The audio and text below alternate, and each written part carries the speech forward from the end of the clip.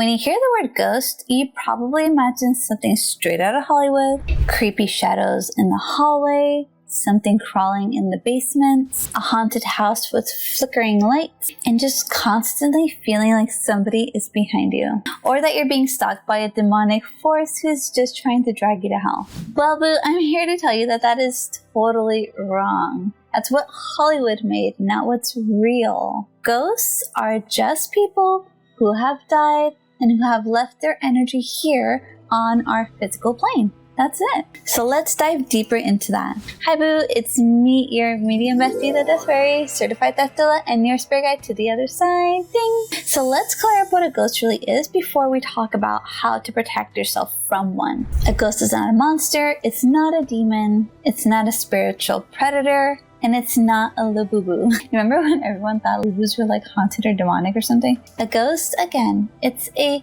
human who has died, who has not crossed over into the spirit world yet. Not saying that they never will or that they can't.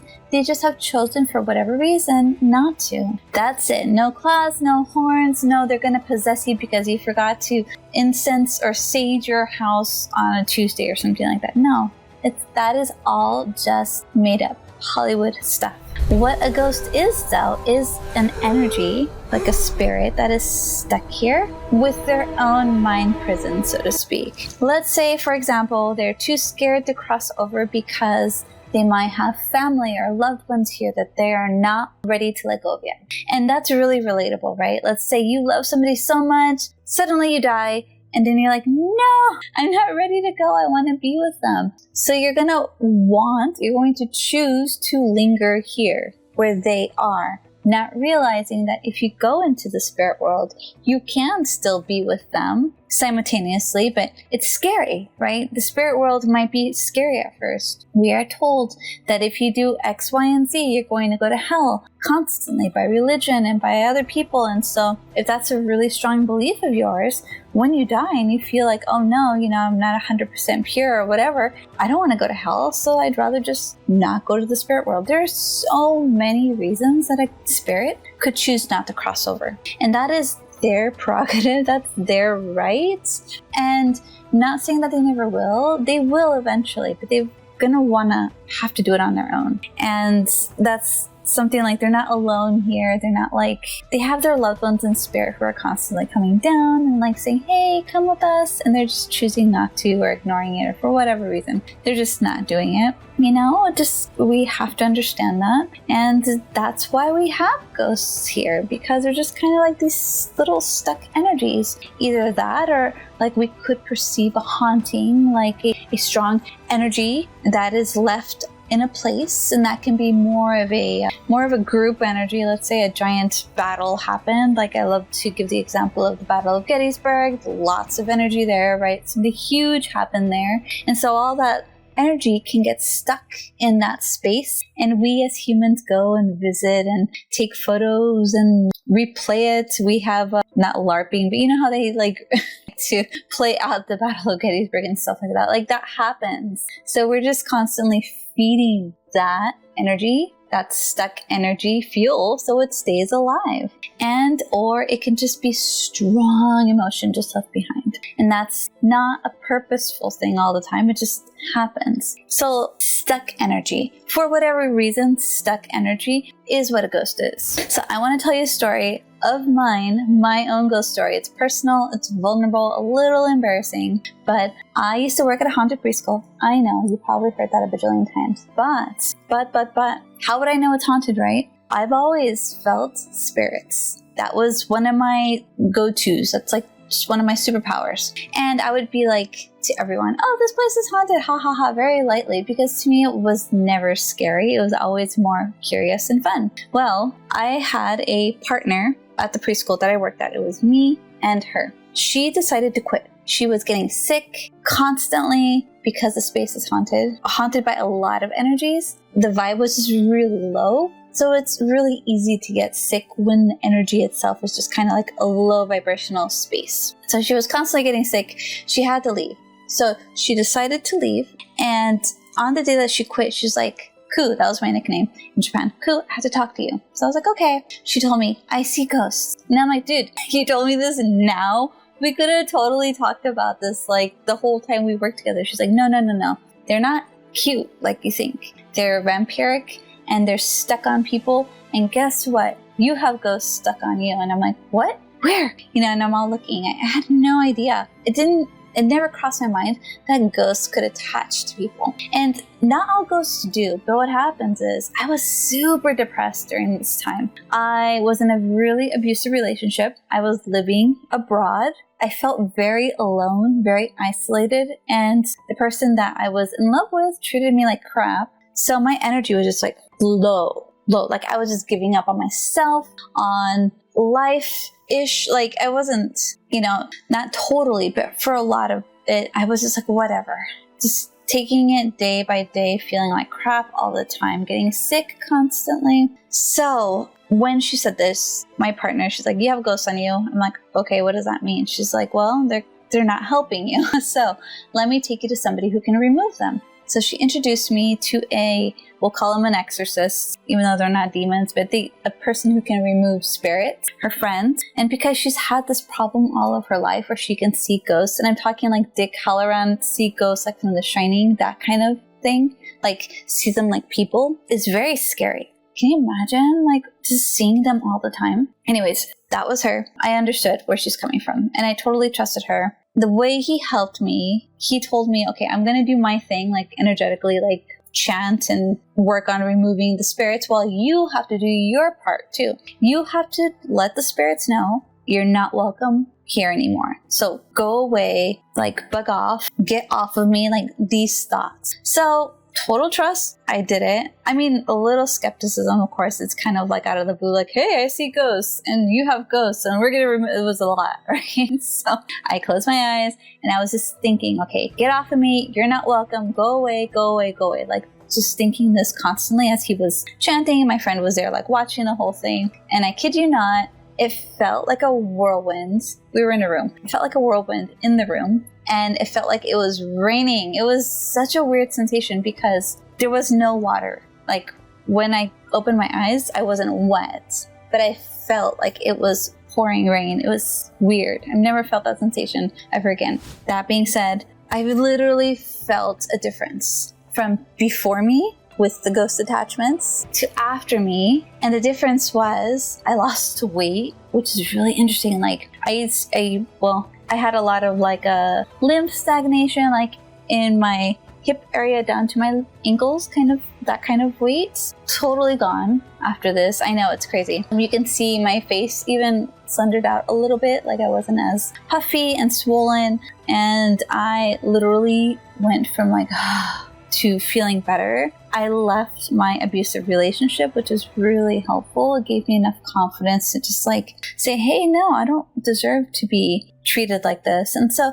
a lot of good came out of that now. And I just really wanted to share my story because I feel like it's a really interesting and unique story. Like who else can say they had an exorcism done in Japan? Me. And I know physically the difference between having attachment and having them removed. And I'm not the only person who speaks on this. There is a really great book called The Unquiet Dead by Edith Fiore. One of my favorite books. She is a doctor and she helps people energetically remove entities on their own, which I think is amazing because it's nice to know that you don't have to go to somebody to get them removed, right? That's the whole scammer trope. Come to me, you have curses, I can remove them for you. Not saying there aren't people who can do that, but I'm just like, yeah, for hundreds, thousands of dollars, they'll take away your curse. But what if you could just do it yourself? Okay, I'm getting ahead of myself. So just the moral of my story, ghost attachments are not dangerous. They're just stuck energy that's just like not helping you. It's not like you're in danger. It's low vibrational. Don't you want to feel good instead of feeling like yucky? So ghosts, while they don't have bodies, right? Because they're just like the energy without the body, they do have energy signatures. Like they vibrate at a certain vibration. And if you match their vibration, which is usually when you're feeling lower, not feeling good, feeling tired, exhausted, constantly not looking forward to anything, that low vibration, and you match them, it's really easy for them to stick. So if you're just vibing here, like like normally, and that ghost energy is lower, it will never cross paths with you. But we are energetic, emotional beings, aren't we?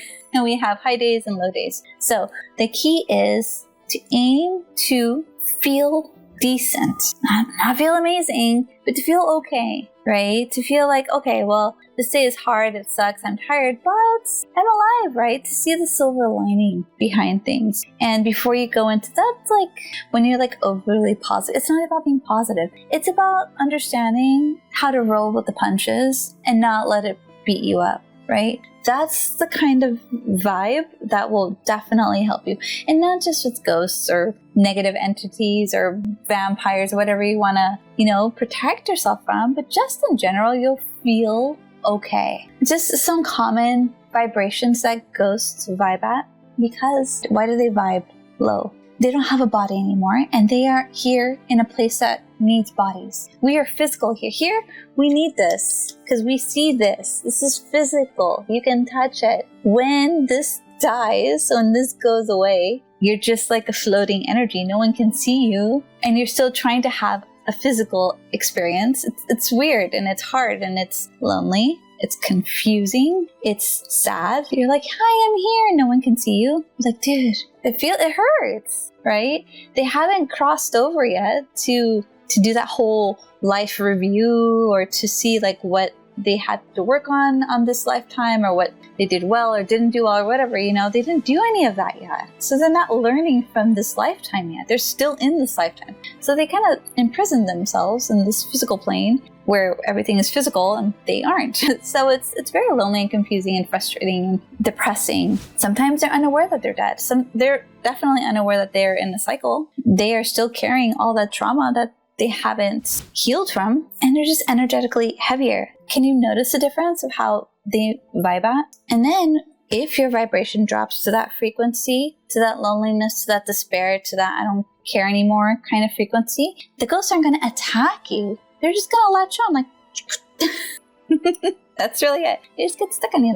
Think of them more like leeches than something scary. Or parasites. They're like parasites. We get parasites all the time. We just gotta de-parasite ourselves. Ghosts are like parasites, and we can remove them. Bottom line. They don't attack, they get stuck. So the key is you want to out-vibe the ghost. And generally you do. I mean, it's not common to get ghosts on you. When we feel good, we're vibing high. We're feeling great. Don't worry about your energetic bubbles or aligning your chakras or like being nirvana-like or monk-like or Jesus-like or any of that, because that's just unrealistic expectations. You don't want to expect yourself. You just want to aim to feel decent, to feel good as much as you can. And you can make it into a game because ghost protection is simple. All you want to do is raise your vibe. Ghosts can only latch at lower frequencies that match their own frequency. And that goes for like-minded people, by the way. So if somebody's an energetic vampire, unless you're vibing that low, they won't bug you as much. Isn't that interesting? Something to keep in mind. So once you vibe higher, you'll be unlatchable, unstickable. You'll stop experiencing lower energy drain or energy drain in general, and you'll stop feeling haunted. So how do you raise your vibration? By grounding. And that's something simple. Just focus on your breath every so often. Instant grounding. When you realize that you're breathing in and then out, and that's keeping you alive, instant grounding. It's fascinating. We don't think about how we're alive, but we are, thanks to our breath. Ground yourself. Move your body, whether that's going for a walk, whether that's parking a little farther away so you can walk more, or taking the stairs. Move your body. Breathe. Have nice, beautiful, deep breaths that nourish your body. Laugh. Watch comedies. Listen to things that are funny. Make jokes. Be friends with people who make you laugh. Find joy in things. Get that latte. Get that really yummy meal. You deserve it. Find the joy in life. Eat nourishing food. Any food that you feel is nourishing will help you, okay? Yes, even if it's like processed. In the moment, lifting your vibe, I feel, is more beneficial than limiting what you're eating because it's like overly processed or whatever, but then you feel like crap eating like a kale salad. You know what I mean? Your goal is to feel good. So, and you'll notice the more you feel good, the more nourishing foods you'll intuitively choose for your body. It helps you. The reason why we choose like unhealthy foods or whatever is because we're already kind of vibing a little low, and it's easy. It's fast. It's like an instant gratification, but it doesn't lead to nourishment. So the more you practice like eating energetically, like to feel better, the more comfortable and the easier it will be, and the healthier it will be. Trust me. I went from, eating a bunch of junk food in America because that's what, was common for me. Then I moved to Japan, and granted I did live in Japan, but I noticed like when I was introduced to all these like beautiful healthy foods and vegetables that tasted good, I was like, oh, this is so delicious. And I did energy work, and I started to eat a bunch of different kinds of foods. Now I actually naturally choose like vegetables all the time and fresh fruits all the time. And so, but at first you got to start somewhere. So this turned into a whole PSA about food. I'm somebody who loves food, and I'm somebody who also believes that we can eat to feel good, and it doesn't have to be like super organic, vegan stuff. If you're already doing that and that makes you feel amazing, that's great. But a lot of people aren't there yet. And so when they're not there and they're doing that, it makes them feel worse. So first, aim to raise your vibe. Okay, continuing on. Don't stay in toxic places, whether that's a toxic space or a relationship. Easier said than done. I totally get that. But that's a way to remove yourself to feel better. I'm just going to mention it, not going to say it's easy to do. I know what it's like to be in super abusive relationships and not leave for years and years and years because you're not seeing the abuse. So we can do another video on that later. Saying no to things, honoring your boundaries, saying no when you don't want to do things. That's a beautiful way to raise your vibe. To rest yourself, to sleep, to take a break, to take a phone break, an electronic break. It's so nourishing. It really helps you raise your vibe. To communicate, to be in communion with people, talking, getting along with people, having a community to speak about spiritual things. It's important if that's important for you. I know it was for me, especially when I was on my journey of like, well, what are ghosts? Why am I here? What are spirits? Why are they talking to me? Like things like that. It's good to be with like-minded people who don't see you as weird and you feel better. Your vibe raises together. People who meditate together too, they can really raise their vibe quite quickly. Community is super important. Therapy, talking to people, community can be your therapy as well. Finding a therapist, I feel like it's really nice and nourishing and healing and helpful. Of course, meditation, great, so beneficial. And we don't realize that we can meditate just by zoning out and allowing our energy to naturally raise. When we think like, oh, I have to sit in lotus position and meditate, that can be really difficult and hard. And then you start having thoughts and you feel like it's not helping you. Have you ever noticed that when you're reading, you kind of zone out? Or when you're watching TV, sometimes you zone out? That zoning out part, that's the key to meditation, like letting your mind be empty. To zone out. So aiming for a zone out space as meditation. Going for a walk is a beautiful way to like walk and meditate at the same time. Of course, beware of your surroundings. Don't get hit by a car, but you know what I mean. When you're walking and you're so in the zone, not listening to stuff. Well, yes, listening to a podcast and stuff is really great. I love doing that. But try to see what it's like to walk without listening to something and just listen to the birds and the cars and the people and the trees moving in the wind, meditation and walking at the same time. Boom! Reconnecting with your body, reconnecting with your purpose, reconnecting with what it is you want to do. Beautiful ways to raise your vibe. So what are some practical tools we can take away? Okay, to ground. Find an easy way for you to ground, whether that's focusing on your breath, being barefoot. Some people love doing that. Take your shoes off, go outside and walk around a little bit, don't get ringworm. But just feeling the ground with your feet, very grounding. Washing your hands with cold water and feeling the cold water and being like, whoa, very grounding. For me, just bringing my energy to this current time and saying, okay, I'm right here, right now. instantly grounding, or even eating a hearty meal and focusing on what you're eating, grounding. When I start focusing on what I'm chewing and what I'm swallowing and what I'm eating and putting into my body, it grounds me really fast. You can work on energy clearing just of your own space. Open up your windows. Let air out and let air in. Have natural light come into your space. The sun is very healing, instant cleansing. You can put salt around your home if you like in little dishes. Salt is very clearing. You can use a tuning fork or incense to sage your home. I say sage because it's such a common term now in spirituality, but essentially using incense to clear the space. Some being mindful of course, the culture. That's why sage is kind of looked down upon now because people abused it, not realizing it's a beautiful energy and a being. No, this is somebody's ancestor, the sage. So be mindful of what you're burning. Be mindful of how you're clearing. And I have a whole class on how to clear your energy for free in my Spirit Connections Made Easy group. Link is down below. I'd love to have you join and help you clear your own space. But yeah, incense, spray, crystals, whatever helps you feel clean and clear, do that. State your intention. Say it out loud. Sometimes when you physically say something, it solidifies that intention into our own physical reality. Saying something like, only high vibrational energy can be around me. I only let in high vibrational energy. I remove anything that's lower vibrational.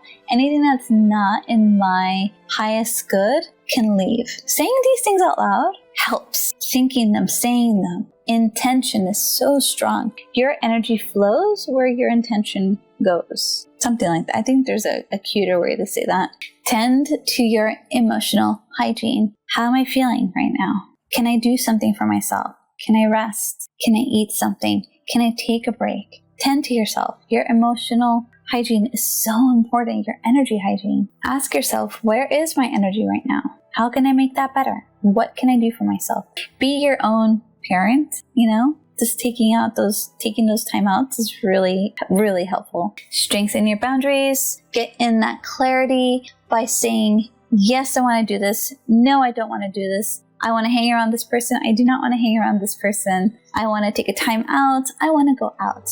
Just honor your boundaries. We don't do that enough. And remember to stay connected with your high-vibing team, your spirit team. When you call on your angels or your ancestors or your grandma in spirit, loved ones in spirit, all your spirit guides, they naturally already vibrate high. You can try to see if you can match their vibration. When they come in, ask them to come in to help you raise your vibration. Notice how your energy just naturally can kind of tweak a little. It's pretty cool. Give it a try. And remember to always just do a little shake after you're doing some energy stuff, just to kind of get back in your body. It's instant grounding. Just shake it off. I like to do this with my aura, kind of brush it with my hands. I don't know why. It just feels good for me. Drink water, touch the earth, touch the grass, and all the things. And always give gratitude to your spirit team, and most importantly, to yourself, who is taking the time to be here for you. So beautiful. So protection isn't about fear, and ghosts aren't demons. It's very different. When you start seeing the normalness of what I'm talking about, yeah, there's spirits. I have a spirit. Spirits are everywhere. I'm not sure why that's so bizarre. And they're not evil. They're not scary, and they're not here to do anything to you. If anything, we're doing it more to ourselves. So just hold yourself. Love yourself. Be here for yourself. You are never at the mercy of any spirit. You set the tone, and you choose a vibration, and you decide what gets to stay and what gets to leave. And again, if you want to go deeper into this practice, into energy clearing, into working with spirits and your guide and your loved ones, you can subscribe because I'll keep posting. And also, I have my free community, Spirit Connection Made Easy. I'm going to show you exactly how to do that. I have lots of classes up on there, how to clear your own energy, how to talk to your spirit guides, how to learn to read tarot intuitively, right? I am all about energy work. It's helped me so much, and that's why I want to share it with you. Link is down below. And remember, boo, spirit is calling. Will you answer the call? Ding!